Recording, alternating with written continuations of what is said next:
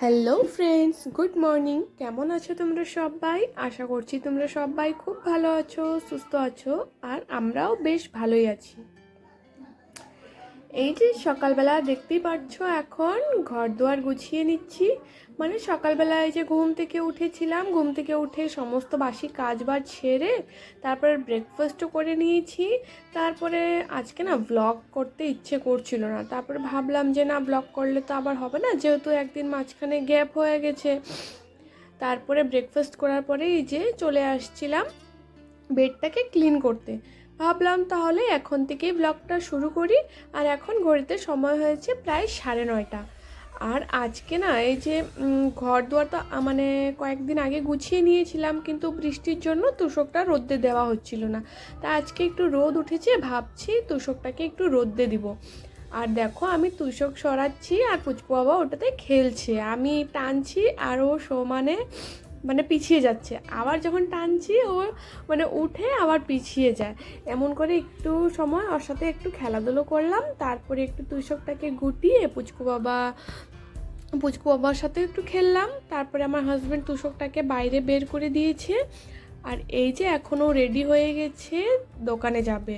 তাই পুচকু বাবাও পিছন ধরে মানে স্কুটিতে ওঠার জন্য। তারপরে ডেইলি ওকে ওর দাদু আর বাবা টাকা দেয়, এই যে দেখো, ঘটে ফেলানোর জন্য। আর ও প্রত্যেক দিন টাকা নিয়ে এই ঘটের পিছনেই দৌড় দেয়, যতক্ষণ না টাকা ফেলবে তারপরে ও মানে এখান থেকে সরবে না। টাকা ফেলেই ও এখান থেকে চলে যাবে।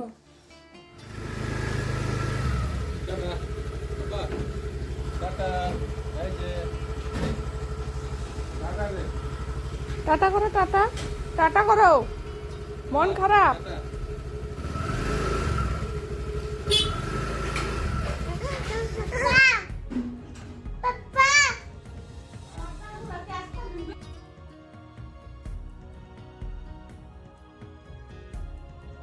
এই যে আমার হাজব্যান্ডও চলে গেছে, এখন চলে আসলাম আবার রুমে। রুমটাকে তো এখন আর কি গুছাবো, কারণ বেডে তো দেখো তোশক নেই।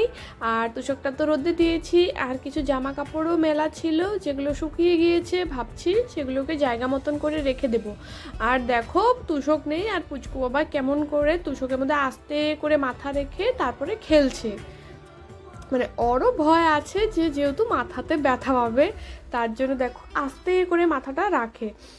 তো ও খেলছে, তারপরে আমিও আমার মতন একটু গুছিয়ে নিচ্ছি ঘর দুয়ার। আর যেহেতু 4 দিন হয়ে গেছে বৃষ্টি কমার নাম নেই, আজকে একটু রোদ উঠেছে, আর দেখতেই পারছো উঠানের কি অবস্থা। তাই তোশক রোদ্দে দিয়েছি, এই যে বালিশগুলোও রোদ্দে দিয়ে নিচ্ছি। আর 4 দিন থেকে না সেরকম জামা কাপড়ও ধুচ্ছি না। আর আজকে দেখো কি অবস্থা, বাইরে একটুকু জায়গা নেই।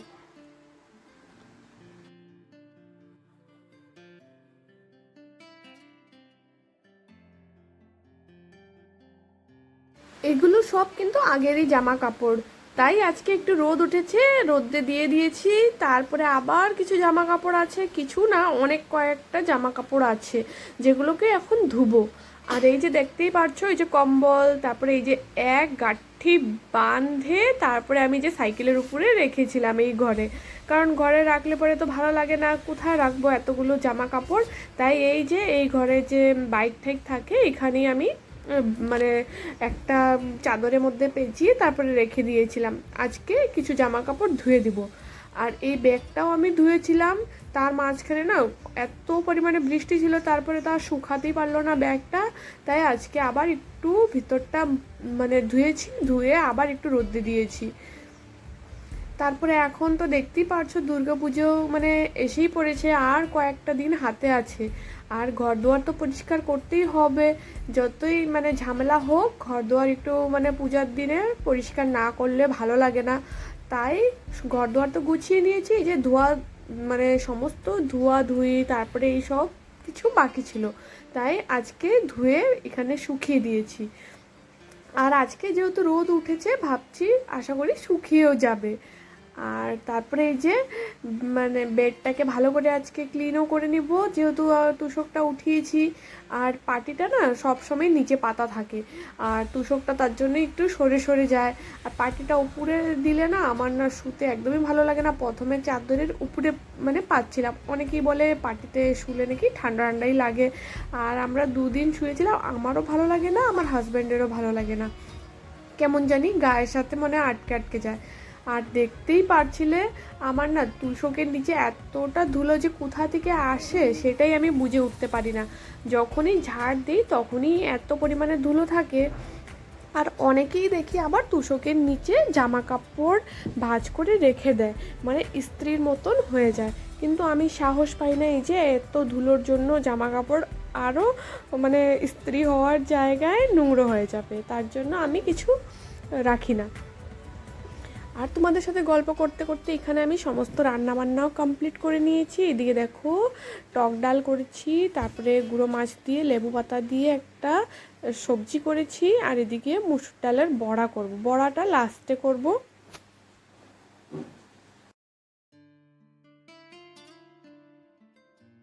এখন স্নানের আগে তুষকটাকেও নিয়ে এসেছি। সকালবেলা তো কি পরিমাণে রোদ উঠেছে, আর এখন এরকম মেঘলা আকাশ হয়েছে, তাই ভাবলাম স্নানের আগেই তুষকটাকে ভালো করে গুছিয়ে চাদরটাকেও মানে পেতে দেই। আর তারপরে তো আবার মানে স্নান করার পরে এইসব কাজ করতে ইচ্ছে করে না। বেডটাকে ভালো করে গুছিয়ে নিয়েছি, আর বালিশের কাভার ঠাবার এখন লাগাইনি, ভাবলাম স্নান করে এসে একবারে লাগাবো, যেহেতু অনেকটা দেরি হয়ে গেছে, প্রায় এখন 1:30 বাজতে আসলো।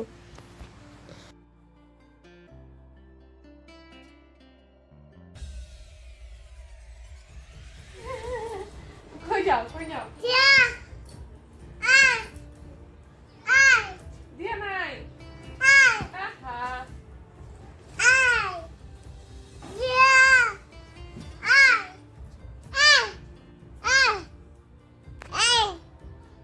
কি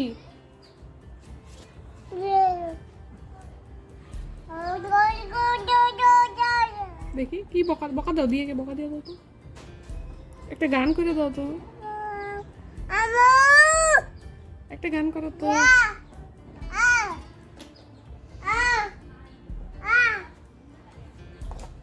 এই যে পুচকু বাবাকে স্নান করিয়ে রেডি করিয়ে দিয়েছিলাম, আর তারই মাঝখানে আবার পুচকু বাবা একটা কাণ্ড করেছে। এই যে এই ড্রেসিং টেবিলের কোণাটার মধ্যে অনেকগুলা তেল ফেলেছে, আর তেলটাকে ভালো করে না মুছলে তো পিছলে যাওয়ার ভয় থাকে। একটা কাজ করতে না করতে আরেকটা কাজ ও কাণ্ড করে মানে রেখে দেয়। তারপরে সার্ফ দিয়ে একটু ভালো করে পরিষ্কার করলাম, আর সঙ্গে সমস্ত ঘরটাকে ভালো করে মুছে নিয়েছি। তারপরে আমিও স্নান করে চলে আসলাম। এই যে এখন পুজো দিয়ে নিব, পুজো দেওয়ার পরে আবার একটা কাজ তো শেষ হবে, আবার আরেকটা কাজ যেমন বড়া ভাজতে হবে।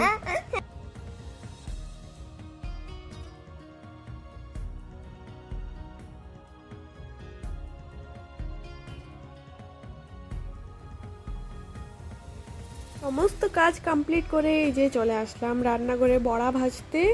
আর আমার হাজব্যান্ডও দোকান থেকে এসে পড়েছে, এই যে দেখো বসে আছে, বড়া খাচ্ছে, কিশমিশ খাচ্ছে, মানে বড়া ভাজলে কড়াই থেকে না নামাতেই ওকে মানে বড়া লাগবে।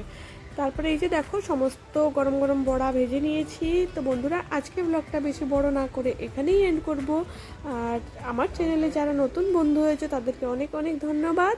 আর প্লিজ আমার চ্যানেলটাকে যারা সাবস্ক্রাইব করবেন তারা অবশ্যই সাবস্ক্রাইব করে দিও। দেখা